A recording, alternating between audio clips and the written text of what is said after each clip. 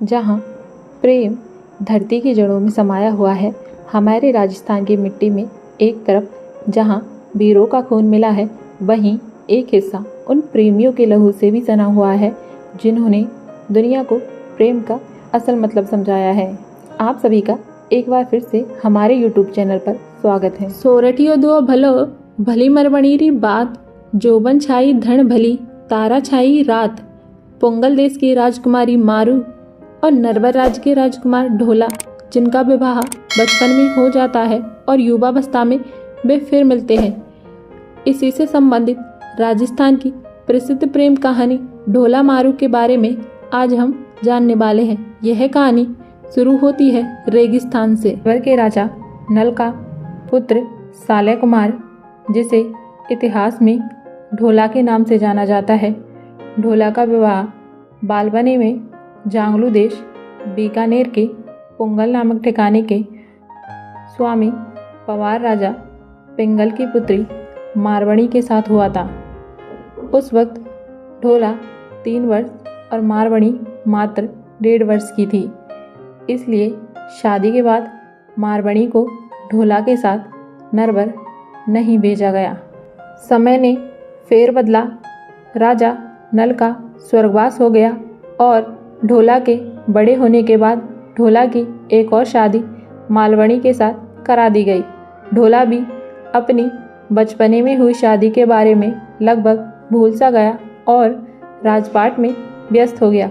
उधर जब मारवणी जवान हुई तो माँ बाप ने ढोला को मारवणी को साथ ले जाने के लिए संदेश भेजा, पर जब दूत नरवर संदेश देने पहुंचा तो उस वक्त ढोला नरवर में नहीं था और संदेश ढोला की पत्नी मालवणी के हाथ लग गया और उसे ढोला की पहली शादी के बारे में पता चल गया था और उसे दूत के माध्यम से यह भी पता चल गया कि मारवणी जैसी खूबसूरत राजकुमारी कोई और नहीं है। इसलिए उसने ईर्ष्या के चलते राजा पिंगल द्वारा भेजा गया संदेश ढोला तक नहीं पहुंचने दिया और पोंगल के राजा पिंगल द्वारा जितने भी दूत भेजे जाते उन्हें मालवणी ढोला तक पहुंचने से पहले ही रास्ते में सैनिकों द्वारा मरवा डालती थी। उधर मारवणी अब जवान हो चुकी थी। एक दिन उसे स्वप्न में अपने प्रियतम ढोला के दर्शन हुए। उसके बाद तो वह ढोला के वियोग में जलती रही। उसे ना तो खाने की में रुचि रही, ना ही किसी और कार्य की सुध रही। उसकी हालत देख उसकी माँ ने राजा पिंगल से ढोला को फिर से संदेश भेजने का आग्रह किया। इस बार राजा पिंगल ने सोचा संदेशवाहक को तो मालवणी मरवा देती है, इसलिए इस बार किसी चतुर ढोली को नरवर भेजा जाए जो नरवर में गाने के बहाने ढोला तक संदेश पहुंचा सके और उसे मारवणी के साथ हुई उसकी शादी की याद दिला सके। जब ढोली नरवर के लिए रवाना हो रहा था तब मारवणी ने उसे अपने पास बुलवाकर मारू राग में दोहे बना कर दिए और समझाया कैसे ढोला के सम्मुख जाकर इन दोहों को गाकर सुनाना है। ढोली गायक ने मारवणी को वचन दिया कि वह जीता रहा तो ढोला को जरूर लेकर आएगा और मर गया तो वहीं का होकर रह जाएगा। फिर ढोली रास्ते में तैनात मालवणी के सैनिकों से बचकर नरवर पहुंचने में कामयाब हो गया। नरवर में उस रात बादल छा रहे थे। अंधेरी रात में बिजलियां चमक रही थी। झीनी झीनी पड़ती बरसात की फुहारों के शांत वातावरण में ढोली ने मल्हार राग में गाना शुरू किया। ऐसे सुहाने मौसम में ढोली की मल्हार राग का मधुर संगीत ढोला के कानों में गूंजने लगा और ढोला फन उठाए नाक की भांति राग पर झूमने लगा। ढोली के साफ शब्दों में गाए गीत में पोंगल और मारवणी का नाम सुनते ही ढोला चौंका और उसे बालपने में हुई शादी की याद ताज़ा हो आई। ढोली ने तो मल्हार व मारू राग में मारवाड़ी के रूप का वर्णन ऐसे किया जैसे पुस्तक खोलकर सामने रख दी हो। उसे सुनकर ढोला तड़प उठा। ढोली पूरी रात गाता रहा। सुबह उठकर ढोला ने उसे दरबार में बुलवाकर पूछा तो ढोली ने पुंगल से लाया मारवाड़ी का पूरा संदेशा सुनाते हुए बताया कैसे मारवाड़ी उसके वियोग में जल रही है। आखिर ढोला ने अपनी मारू को लाने हेतु पुंगल जाने का निश्चय किया, पर मालवणी ने उसे रोक दिया।